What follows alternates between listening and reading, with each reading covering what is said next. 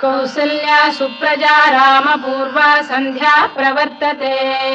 उत्तिष्ठ नरशार्दूल कर्तव्यं दैवमाह्निकम्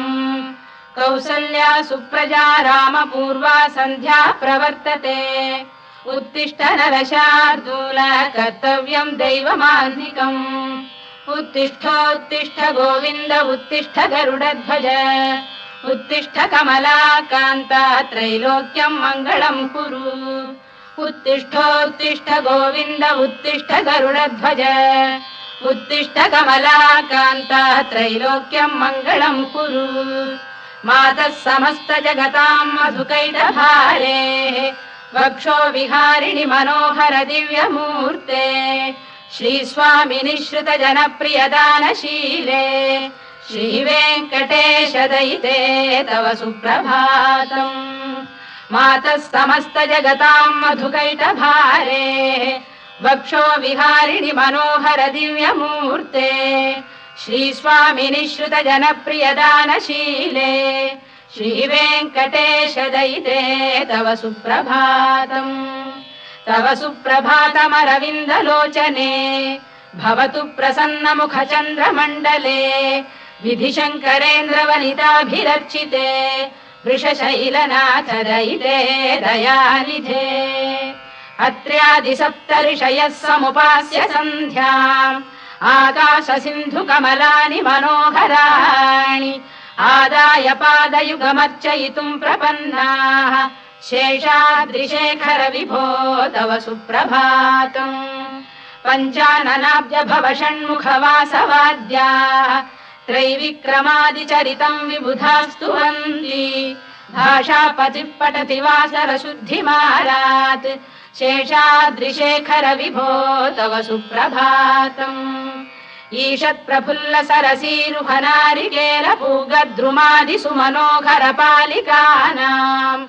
आवाति मन्दमनिलः सह दिव्यगन्धैः शेषाद्रिशेखर विभो तव सुप्रभातम् उन्मील्य नेत्रयुगमुत्तम पञ्जरस्थाः पात्रावशिष्ट कदलीफलपायसानि भुक्त्वा सलीलमथकेलिशुकाः पठन्ति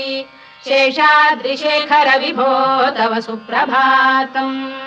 तन्त्री प्रकर्ष मधुरस्वनया विपञ्च गायत्यनन्दचरितम् तव नारदोऽपि भाषा समग्रमसहृत्करचार रम्यम् शेषाद्रिशेखर विभो तव सुप्रभातम् भृङ्गावळी च मकरन्दरसानुविद्ध झङ्कारगीत निनदैः सह सेवनाय वीर्यात्युपान्त सरसी कमलोदरेभ्यः शेषाद्रिशेखर विभो तव सुप्रभातम् योषा गणेन वरदध्नि विमथ्यमाने घोषालयेषु दधिमन्थन तीव्र घोषाः रोषात् कलिम् विदधते ककुभश्च कुम्भाः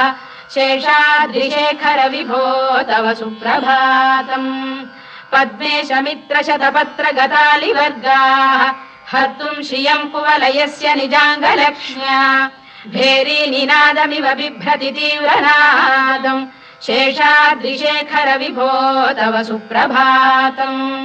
श्रीमन्नभीष्टवरदाखिल लोकबन्धो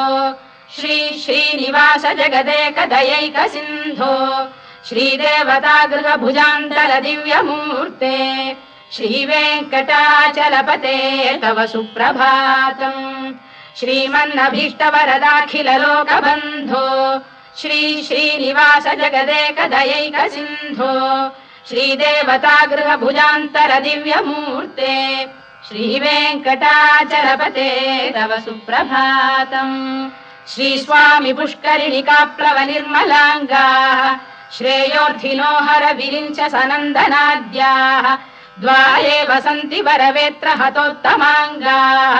श्रीवेङ्कटाचलपते तव सुप्रभातम् श्रीशेषशैल गरुडाचल वेङ्कटाद्रिनारायणाद्रिवृषभाद्रिविषाद्रिमुख्याम् आख्याम् त्वदीय वसतेरनिशं वदन्ति श्रीवेङ्कटाचलपते तव सुप्रभातम् सेवा परा शिव सुरेश कृशानुधर्म रक्षोऽम्बुनाथ पवमान धनाधिनाथाः बद्धाञ्जलि प्रविलसन् निज शीर्षदेशाः श्रीवेङ्कटाचलपते तव सुप्रभातम् घाटीषु देवि खगराज मृगाधिराज नागाधिराज गजराज हयाधिराजाः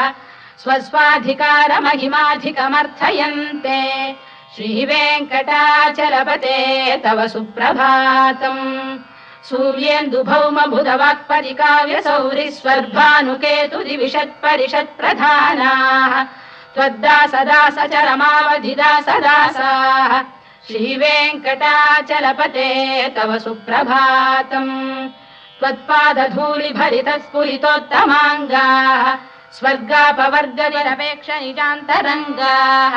कल्पागमाकलनयाकुलताम् लभन्ते श्रीवेङ्कटाचलपते तव सुप्रभातम् त्वद्गोपुराग्रशिखराणि निरीक्षमाणाः स्वर्गापवर्गपदवीम् परमाम् श्रयन्तः मर्त्या मनुष्य भुवने मतिमाश्रयन्ते श्रीवेङ्कटाचलपते तव सुप्रभातम् श्रीभूमिनायक दयादिगुणामृताब्धे देवाधिदेव जगदेक शरण्यमूर्ते श्रीमन्ननन्त गरुडादिभिरर्चिताघ्रे श्रीवेङ्कटाचलपते तव सुप्रभातम् श्रीपद्मनाभ पुरुषोत्तम वासुदेव वैकुण्ठ माधव जनार्दन चक्रपाणे श्रीवत्स चिह्न शरणागत पारिजात श्रीवेङ्कटाचलपते तव सुप्रभातम् कन्दर्पदर्पहर सुन्दर दिव्यमूर्ते कान्ताकुजाम्बुरुह कुड्मललोल दृष्टे कल्याण निर्मल गुणाकर दिव्य कीर्ते श्रीवेङ्कटाचलपते तव सुप्रभातम् मीनाकृते कमठकोल नृसिंहवर्णिन् स्वामीन् परश्वत तपोधन रामचन्द्र शेषांश रामय दुनन्दन कल्किरूप श्रीवेङ्कटाचलपते तव सुप्रभातम् लेलालवङ्ग घनसार सुगन्धितीर्थम् दिव्यम् वियस्सरिति हेम घटेषु पूर्णम् धृत्वाद्य वैदिक शिखामणयः प्रहृष्टाः तिष्ठन्ति वेङ्कटपते तव सुप्रभातम् भास्वानुदेति विगचानि सरोरुहाणि सम्पूरयन्ति निनदैकगुभो विहङ्गाः श्रीवैष्णवाः सततमर्थितमङ्गलास्ते धामाश्रयन्ति तव वेङ्कट सुप्रभातम् ब्रह्मादयः सुरवराः समहर्षयस्ते सन्तः सनन्दन मुखास्तव योगिवर्याः धामान्तिके तव हि मङ्गलवस्तु हस्ताः श्रीवेङ्कटाचलपते तव सुप्रभातम् लक्ष्मीनिवास निरवद्य गुणैक सिन्धो संसार सागर समुत्तरणैकसेतो वेदान्त वेद्य निज वैभव भक्त भोग्य श्रीवेङ्कटाचलपते तव सुप्रभातम् लक्ष्मीनिवास निरवद्य गुणैक सिन्धो संसार सागर समुत्तरणैकसेतो वेदान्त वेद्य निज वैभव भक्त भोग्य श्रीवेङ्कटाचलपते तव सुप्रभातम् इत्थम् वृषाचलपतेरिह सुप्रभातम् ये मानवाः प्रतिदिनम् पठितुम् प्रवृत्ताः तेषाम् प्रभात समये स्मृतिरङ्गभाजाम् प्रज्ञाम् परार्थ सुलभाम् परमाम् प्रसूते इत्थम् वृषाचलपतेरिह सुप्रभातम् ये मानवाः प्रतिदिनम् पठितुम् प्रवृत्ताः तेषाम् प्रभात समये स्मृतिरङ्गभाजाम् प्रज्ञाम् परार्थ सुलभाम् परमाम् प्रसूते कमलाकुच चूचुक कुङ्कुमतो नियतारुणितातुल नीलतनो कमलायतलोचन लोकपते विजयी भव वेङ्कटशैलपते कमलाकुच चूचुक कुङ्कुमतो नियतारुणितातुल नीलतनो कमलायतलोचन लोकपते विजयी भव वेङ्कटशैलपते सचतुर्मुख षण्मुख पञ्चमुख प्रमुखाखिल दैवतमौलिमणे शरणागतवत्सलसारनिधे परिपालय मां वृषशैलपते अतिवेलतया तव दुर्विषहैरनुवेलकृतैरपराधशतैः भरितं त्वरितं वृषशैलपते परया कृपया परिपाहि हरे अधिवेङ्कटशैलमुदारमतेर्जनताभिमताधिकदानरतात् परदेवतया गदितान्निगमै कमलादयितान्न परं कलये कलवेणुरवावशगोपवधूशरकोटिवृता स्मरकोटिसमात् प्रतिवल्लविकाभिमतात् सुखदात् वसुदेवसुतान्न परं कलये अभिराम गुणाकरदाशरथे जगदेकधनुर्धर धीरमते रघुनायक राम रमेश विभो वरदो भवदेव दया जलधे अवनीतनया कमनीय करं रजनीकर चारुमुखाम्बुरुहम् रजनीचर राजतमो मिहिरं महनीयमहं रघुराममये सुमुखं सुहृदं सुलभं सुखदं स्वनुजं च सुखायममोघशरम् अपहाय रघुद्वहमन्यमहं न कथञ्चन कञ्चन जातु भजे विना वेङ्कटेशं ननाथो ननाथ सदा वेङ्कटेशं स्मरामि स्मरामि हरे वेङ्कटेश प्रसीद प्रसीद प्रियं वेङ्कटेश प्रयच्छ प्रयच्छ विना वेङ्कटेशं ननाथो ननाथः सदा वेङ्कटेशं स्मरामि स्मरामि हरे वेङ्कटेश प्रसीद प्रसीद प्रियं वेङ्कटेश प्रयच्छ प्रयच्छ अहं दूरतस्ते पदाम्भोजयुग्म प्रणामेच्छयागत्य सेवां करोमि सकृत्सेवया नित्यसेवा फलं त्वं प्रयच्छ प्रयच्छ प्रभो वेङ्कटेश अज्ञानिना मया दोषानशेषान् विहितान् हरे क्षमस्वत्वं शेषशैलशिखामणे अज्ञानिना मया दोषानशेषान् विहितान् हरे क्षमस्वत्वं शेषशैलशिखामणे ईशानां जगतोऽस्य वेङ्कटपतेर्विष्णोः परां प्रेयसीम् तद्वक्षस्थलनित्यवासरसिकां तत्क्षान्तिसंवर्धिनीम् पद्मालङ्कृतपाणिपल्लवयुगां पद्मासनस्थां श्रियम् वात्सल्यादिगुणोज्ज्वलां भगवतीं वन्दे जगन्मातरम् ईशानां जगतोऽस्य वेङ्कटपतेर्विष्णोः परां प्रेयसीम् तद्वक्षस्थलनित्यवासरसिकां तत्क्षान्तिसंवर्धिनीम्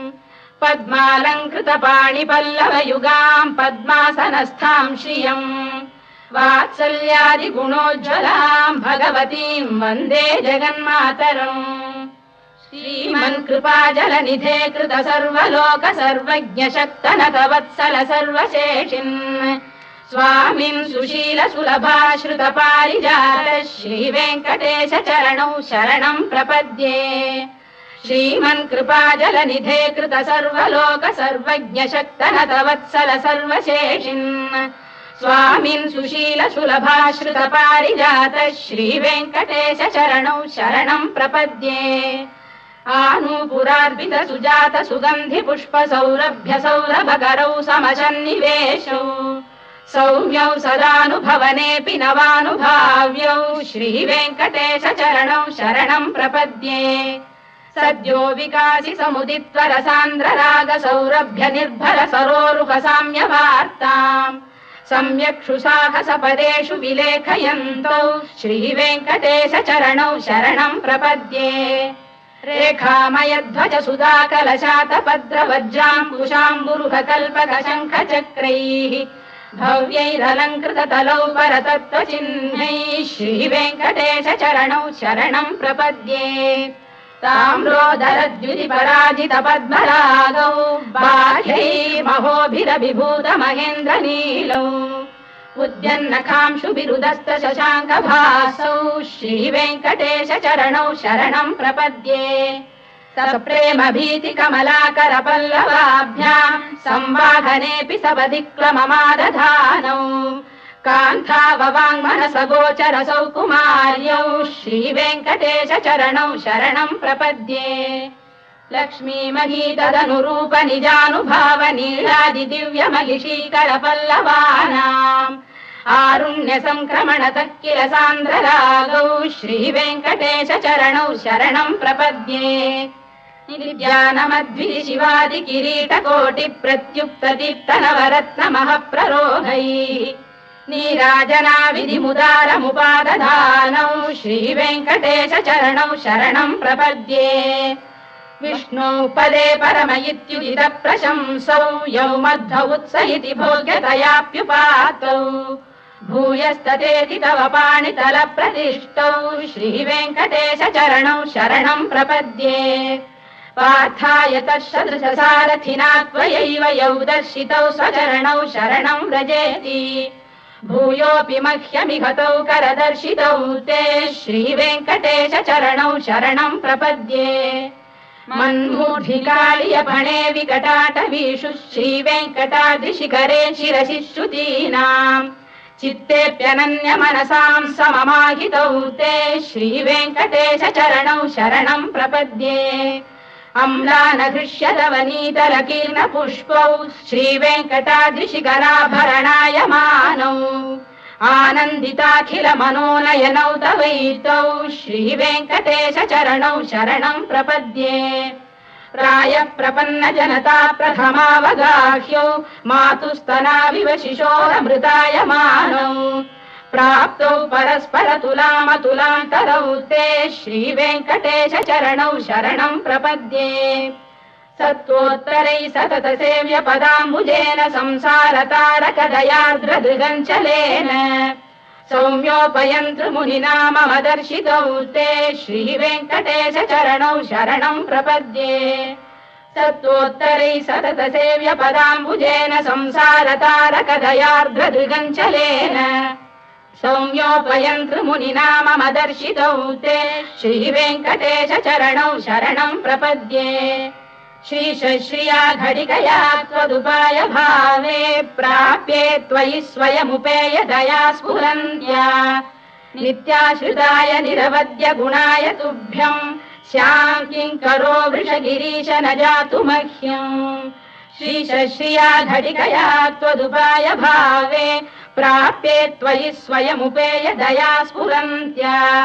नित्याश्रिताय निरवद्य गुणाय तुभ्यम् स्याम् किङ्करो वृषगिरीश न जातु मह्यम् श्रियकान्ताय कल्याण निधये निधयेऽर्थिनाम् श्रीवेङ्कटनिवासाय श्रीनिवासाय मङ्गलम् श्रियकान्ताय कल्याण निधये निधयेऽर्थिनाम् श्रीवेङ्कटनिवासाय श्रीनिवासाय मङ्गलम् लक्ष्मी सविभ्रमालोक सुभ्रू विभ्रम चक्षुषे चक्षुषे सर्वलोकानाम् वेङ्कटेशाय मङ्गलम् श्रीवेङ्कटाद्रिशृङ्गाग्रमङ्गलाभरणाङ्ग्रये मङ्गलानाम् निवासाय श्रीनिवासाय मङ्गलम् सर्वावयव सौन्दर्य सम्पदा सर्वचेतसाम् सदा सम्मोहनायास्तु वेङ्कटेशाय मङ्गलम् नित्याय निरवध्याय सत्यानन्द चिदात्मने सर्वान्तरात्मने श्रीमद्वेङ्कटेशाय मङ्गलम् स्वतः सर्वविदे सर्वशक्तये सर्वशेषिणे सुलभाय सुशीलाय वेङ्कटेशाय मङ्गलम् परस्मै ब्रह्मणे पूर्णकामाय परमात्मने प्रयुञ्जे परतत्त्वाय वेङ्कटेशाय मङ्गलम् आकालतत्त्वमशान्तमात्मनामनुपश्यताम् अतृप्त्यमृतरूपाय वेङ्कटेशाय मङ्गलम् प्रायस्वचरणौ पुंसाम् शरण्यत्वेन पाणिना कृपयादिशते श्रीमद्वेङ्कटेशाय मङ्गलम् दयामृततरङ्गिण्यास्तरङ्गैरिव शीतलैः अभाङ्गैः सिञ्चते विश्वम् वेङ्कटेशाय मङ्गलम् श्रद्भूषाम्बरहेतीनाम् सुषमावतमूर्तये सर्वार्तिशमनायास्तु वेङ्कटेशाय मङ्गलम् श्रीवैकुण्ठविरक्ताय स्वामी पुष्करिणीतटे रमया रममाणाय वेङ्कटेशाय मङ्गलम् श्रीवैकुण्ठविरक्ताय स्वामी पुष्करिणीतटे रमया रममाणाय वेङ्कटेशाय मङ्गलम् श्रीमत्सुन्दरजामातृमुनिमानसवासिने सर्वलोकनिवासाय श्रीनिवासाय मङ्गलम् मङ्गलाशासनपरैर्मदाचार्य पुरोगमैः सर्वैश्च पूर्वैराचार्यैः सत्कृतायास्तु मङ्गलम्।